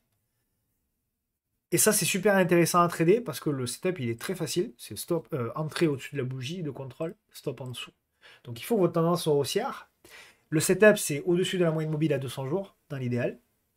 Et favoriser les setups dans lesquels vous avez des réductions de volatilité à l'intérieur. Forcément, c'est souvent le cas. Et éventuellement, une réduction des volumes. Là, c'était pas vraiment le cas, quoique un petit peu ici, mais c'était pas flagrant pour le coup, si on est totalement honnête sur ce setup-là. Mais voilà clairement le type de setup. Au niveau des objectifs, alors soit vous avez des objectifs graphiques, très bien, soit comme d'habitude, vous prenez un stop, vous mesurez le stop. Voilà, c'était un stop à 2%. Donc vous visez à 4 pour le premier objectif. Voilà. Le premier objectif, il était par là. Ah, décidément, je fais que des bêtises, moi, en ce moment. Voilà, premier objectif ici.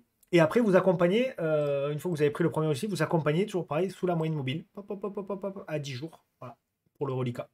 Et vous pouvez même garder un reliquat pour un portefeuille long terme, hein. Vous gardez après 20% de vos positions, stop BE et long terme. Donc voilà, en tout cas, très intéressant pour Orange. Dans une moindre mesure, alors nous, on en a sur le salon. Donc là aussi, c'est toujours pareil, on met des étiquettes aux gens, moi j'en ai, et les mon étiquette, c'est Tino, il sait pas faire de contre-tendance, il fait que du suivi J'ai vu ça dans un commentaire, dans des échanges jours très sympas, de gens voilà, qui collent des étiquettes comme ça, bon, enfin, je comprends pas trop, bon, peu importe, c'est pas très grave, mais voilà, en gros, je sais pas faire de contre-tendance, bon, effectivement, probablement. Mais là, pour le coup, bah, désolé, j'en ai fait. Donc voilà, sur le salon, effectivement, Proximus, je pense que c'est une tendance baissière. Je pense que c'est une tendance baissière, hein. Donc voilà, c'est un titre qui a perdu 86% depuis ses plus hauts. Donc je pense en l'occurrence que c'est de la contre-tendance. Pourtant, on a fait de la contre-tendance avec le salon, vous voyez, et on a pris la cassure ici. Et donc derrière, on remonte le stop petit à petit. D'ailleurs, on l'a remonté plus haut et on va le remonter certainement sur le plus bas du jour. Et vous voyez, pour le moment, on est allé jusqu'à 13% de bénéfices, de plus-value. Donc voilà, j'espère, je vise moi plutôt cette zone-là, véritablement. On n'est plus très loin. Voilà. Donc Proximus, hein, c'est l'équivalent d'ailleurs de Orange, hein, pour nos amis belges. Donc voilà, plutôt intéressant. J'accélère encore, on va battre le record, hein, de longueur. Rémi Cointreau. Donc Rémi Cointreau, moi je trouve que c'est intéressant, toujours la zone, elle est hyper intéressante. Donc voilà, Rémi Cointreau, investisseur, la zone, on est en pleine dedans, donc 50 €. Et après 16, 15, 20 € pour la deuxième. Mais en tout cas, pour des traders aussi, donc voilà, intéressant. Moi j'ai proposé un plan dans la liste brute sur le salon. Voilà, mais je pense qu'on va pouvoir s'y reprendre à plusieurs fois, on verra. Mais je trouve que c'est pas mal ce qu'elle est en train de faire. Alors c'est très prématuré, mais je trouve que c'est pas mal. Voilà, Rémi Cointreau. Mais c'est une tendance baissière. Là aussi, pour le coup, on est encore en contre-tendance. Ok. DBG, ah, je suis content parce qu'elle est en train de se réveiller petit à petit. Donc DBG, alors on en avait parlé à l'époque dans cette figure corrective là, qui avait fini par casser par le bas pour ceux qui s'en souviennent, et on est revenu sur le support oblique pour ceux qui s'en souviennent, qui est ici. Voilà, le support oblique. Et ce qui est intéressant là aussi, c'est qu'il y a une belle, il y a une très très belle construction de figure hein, pour moi. Et donc cette construction de figure, voilà, il faut qu'elle valide. J'espère qu'on va avoir de nouveau là aussi toute petite réduction de volatilité pour pouvoir tenter. J'en ai pas, mais je la surveille de près. Je sais pas quand est-ce qu'ils vont publier, il faudra regarder. Mais s'il y a quelque chose d'intéressant, je pense que je peux le prendre parce que qu'on peut le prendre parce que voilà, il y a un retournement de la moyenne mobile ici également à 200 jours. Donc, il y a effectivement de belles choses à regarder. Aramis, donc là aussi une belle, belle progression. Donc, bon, voilà, hein, plutôt intéressante. Elle ressemble un petit peu d'ailleurs à de Richebourg, un petit peu hein, sur la construction. Voilà, on est en train de faire quelque chose comme ça. Donc, voilà, j'essaie de tracer mieux que ça. J'ajuste un petit peu là aussi. Voilà, peut-être comme ça, j'en sais rien. En tout cas, oui, c'est une accumulation de points hauts. Donc ça peut être intéressant, surtout que là aussi, voilà, on est sur quelque chose qui véritablement retourne la tendance. Hein. Regardez la moyenne mobile à 200 jours qui baisse, qui baisse, qui baisse, qui est stable. Et derrière, on a le retournement. Donc c'est vraiment extrêmement positif. Thales, alors évidemment, elle a bien performé. Mais moi, je ne suis pas fan. Voilà, je trouve qu'on est vraiment dans un gros excès. Hop, pareil, je nettoie tout ça. Voilà. Moi, Thales, franchement, voilà, je trouve que voilà, c'est un peu excessif. Donc, voilà, pour moi, investisseur, je le redis, ça peut continuer à monter, bien sûr, mais pour moi, tôt ou tard, vous risquez là-dessus, vous risquez un gros retournement. Donc, attention à chaque nouveau plus haut, faites attention derrière, je pense qu'il y aura un gros retournement. Donc, je ne vais pas aller plus loin là-dessus, parce que pour moi, le risque est trop élevé. Dassault Aviation, ça n'enlève rien à la qualité du titre. Hein. Dassault Aviation, c'est la même chose. On est sur quelque chose de très similaire. Pour moi, on est sur des excès. Donc attention là-dessus, attention. Voilà, quand on voit ce genre de push là, franchement, faites hyper attention. Ah, je vais vous la mettre en mensuel. Voilà. Moi, quand je vois ce genre de choses, voilà, c'est peut-être plus clair en mensuel. Quand je vois ce genre de choses là, en général, ça finit toujours mal. Donc attention sur Dassault Aviation, à part pour du trading, pour jouer le court terme, etc. Globalement, je pense qu'il faut faire gaffe. Ferrari, donc on part sur les cotations américaines. Donc Ferrari, bon, je n'ai plus à dire hein, sur Ferrari. On est effectivement sur quelque chose, voilà, chaque nouveau plus haut, là aussi, on a le risque de correction. Donc voilà. Je pense que j'ai mal tracé. À mon avis, il y a à l'œil comme ça, il y a un support oblique beaucoup plus. Voilà. Il y a un support oblique beaucoup plus propre. Et il m'a dit comment tu fais pour tracer. Et en fait, c'est l'œil. Hein. À l'œil, voilà. Vous voyez, voilà, l'habitude, je pense, fait qu'on arrive à trouver des supports obliques comme ça d'un coup d'œil à force de faire de tracés. Donc vous inquiétez pas, vous y arriverez aussi. Si j'y suis arrivé, vous y arriverez aussi. Donc je pense que là, en l'occurrence, vous voyez, voilà, ça par exemple, c'est des choses qu'on repère assez facilement à l'œil nu. Donc je pense qu'on est dans un canal. Donc qui dit canal dit achat plutôt sur le bas et vente plutôt sur le haut. Achat plutôt sur le bas et vente plutôt sur le haut. Jusqu'à que potentiellement, effectivement, il y ait une invalidation. Et là, s'il y a une invalidation, c'est retour sur les niveaux de long terme. C'est que probablement, d'ailleurs, ça ressemble à une fin de structure. Hein. Pour information, ça, ce que je vois là, c'est une fin de structure. Hein. C'est quelque chose qui peut être comme ça avant un retournement. Hein. Donc j'exagère sur la baisse. Désolé, j'ai fait un peu fort sur la baisse. Ma main a été emportée, mais en tout cas, ça c'est une fin de structure. Mais en attendant la fin de structure, elle peut prendre des années, et vous pouvez jouer le bas vers le haut. Hein, ok. Donc voilà plutôt globalement sur quoi on est sur Ferrari. Google, alors je sais plus lequel je montre, il me semble que c'est le A. Hein. Il me semble que c'est le A que je vous montre à chaque fois. Je sais plus, c'est le A. Ouais, c'est le A. C'est le A. Donc je vois qu'il y a bon nombre qui se jettent sur Google. Attention, attention, je dis attention, hein, en disant que c'est les soldes, etc. Donc déjà, souvenez-vous, moi je vous avais dit, attention, on est sur un excès, n'y allez pas. Déjà, on a une baisse de 20%. Et je pense qu'on n'est pas encore sur des niveaux intéressants. Premier niveau, allez, vraiment tout premier niveau, c'est celui-ci. C'est-à-dire 150, quoi. Et enfin, le bas de canal. D'accord? Donc moi, je pense que Google, alors oui, tu peux rebondir, mais derrière, voilà, derrière, on peut avoir quelque chose, un mouvement. Après, c'est de la hausse, hein, bien sûr. Hein, c'est de la hausse. Hein, mais je pense qu'on est sur un mouvement correctif. D'accord? Quelque chose qu'on a vu déjà ici. Avant de repartir vers le haut. Je duplique. Et voilà. OK? Donc voilà pour moi véritablement sur quoi on s'oriente. Je sais pas pourquoi il me met le truc là, bon, c'est pas grave. Vous avez compris l'idée. OK? Donc patience pour moi sur Google. On n'est pas. Je me suis trompé. Mara. Alors. Ben normalement, c'est. Ah ouais, ils ont mis Mara Holding. Il me semble qu'avant il y avait marqué Mara Digital, non? Holding. Bon, je sais plus. Ouais, c'est bien celui-là.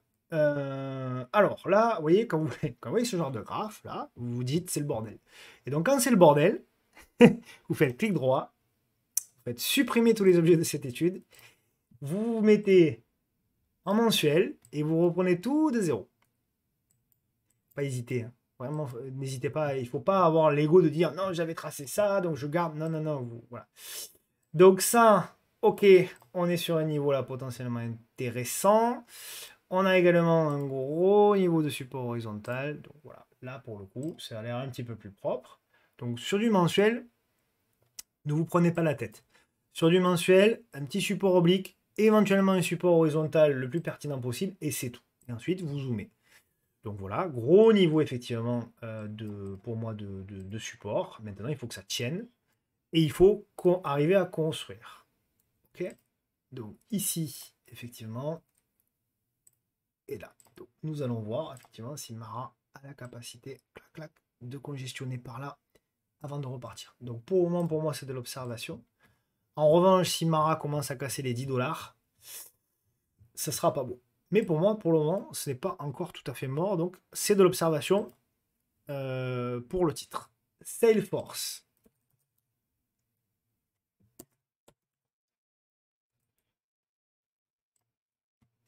Donc Salesforce, voilà, je vous la mets également en hebdo, ce sera mieux. Voilà. Pour moi, Salesforce, on est là-dedans. Alors, c'est une très très belle tendance haussière, mais je pense que voilà, on n'a pas fini de baisser et je pense que le premier niveau de support serait plus ici, vous voyez. Je vais vous le mettre avec une ellipse, ce sera peut-être plus parlant pour vous. Voilà. Voilà. Peut-être premier niveau ici, 272 $. Et enfin ensuite, si vraiment ça descend plus bas, vous aurez le niveau de ce support oblique, c'est-à-dire peut-être un petit peu plus bas. Donc, à mon sens, il y a deux scénarios possibles. Soit, paf, on va faire des nouveaux plus hauts. Soit, effectivement, paf, on casse, on fait le pullback. Et derrière, on a quelque chose d'un peu plus comme ça. OK? Donc, voilà. Pour les niveaux d'investisseurs, donc les deux niveaux, ils sont là, ici et ici. OK? The Trade Desk. Alors, là, elle s'est bien repliée, The Trade Desk. Voilà. Intéressant. Intéressant, ce Trade Desk. Je vous la mets en mensuel. Parce qu'on va arriver petit à petit sur des niveaux investisseurs. Voilà, là c'est la même chose. Voilà, vous voyez. Hop, donc on va patienter tranquillement. Donc on a un gros niveau. Voilà, gros niveau de support. Plus support horizontal, plus support oblique. Donc je pense que voilà, ce niveau-là va intéresser du monde. Donc entre les 61 et les 68 $, si on y va. Donc ça c'est pour les investisseurs. Vous avez une deuxième zone de renfort pour les investisseurs qui sera ici, c'est-à-dire entre les 39 et les 42 $. D'accord?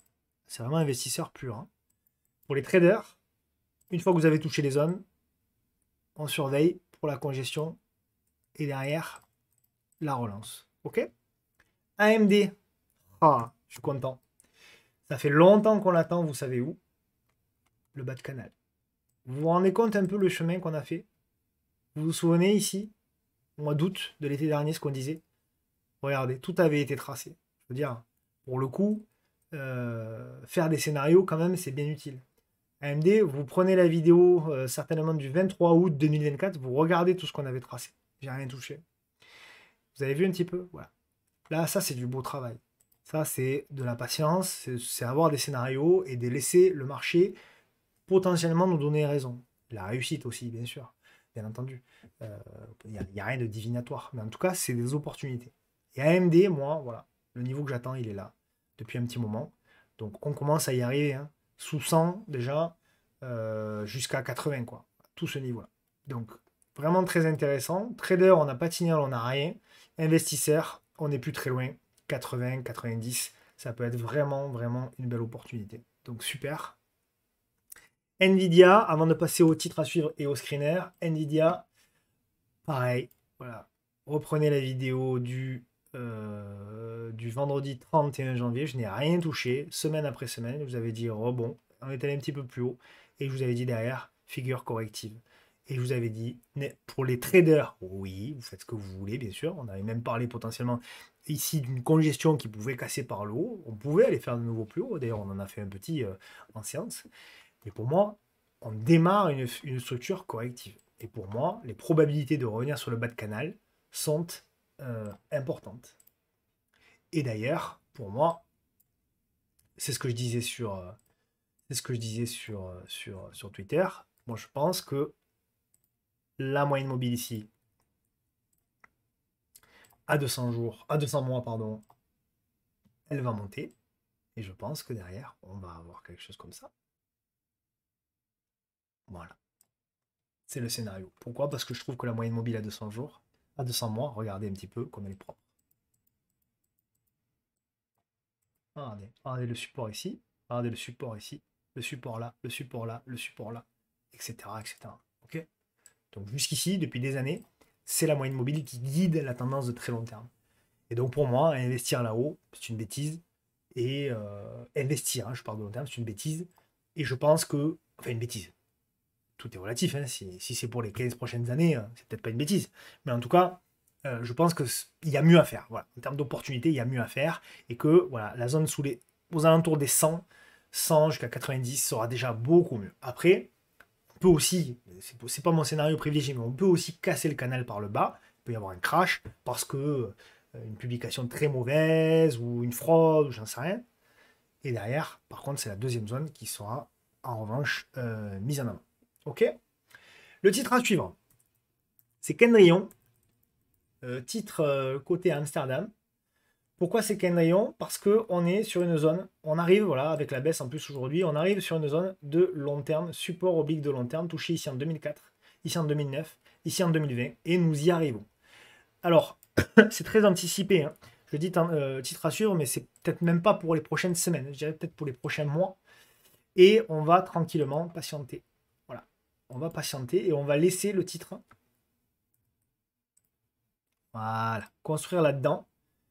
Et on va voir s'il a la capacité là-dedans de construire de la congestion pour ensuite casser par le haut et ensuite tenter quelque chose. Donc là, c'est vraiment de la contre-tendance, mais le niveau est intéressant, donc c'est éventuellement le titre à suivre. Et enfin, voilà, je vous propose le screener trend following. Donc voilà, si vous cherchez des idées pour éventuellement trader, voici les actions qui ont fait les meilleures performances et qui sont en tendance haussière depuis 6 mois. Je vous rappelle d'ailleurs que ce screener, il est disponible gratuitement, hein, il y a le code qui est ouvert, il est disponible gratuitement donc dans l'espace membre du podcast de la bourse, sur le site du podcast de la bourse. Et voilà ce que je voulais vous dire. Je voulais vous dire également, donc pour rappel, que dimanche, vous aurez le live avec Michael Landreau. Donc préparez vos questions pour Mika. Moi, vous m'en posez régulièrement, mais pour Mika, je sais que Mika aime bien répondre aux questions et puis répond toujours en transparence. Donc venez poser vos questions à Michael. Et puis donc à dimanche à 20 h, on vous retrouve avec grand plaisir. et bien sûr, on se retrouve la semaine prochaine. Voilà, donc beaucoup de contenu cette semaine entre les cryptos, la vidéo hebdo et le live dimanche. Vous avez de quoi faire. Je vous embrasse les amis et je vous souhaite bien sûr un bon week-end. Merci encore du fond du cœur pour vos soutiens qui véritablement font plaisir. À bientôt, bon week-end. Prenez soin de vous et de vos proches.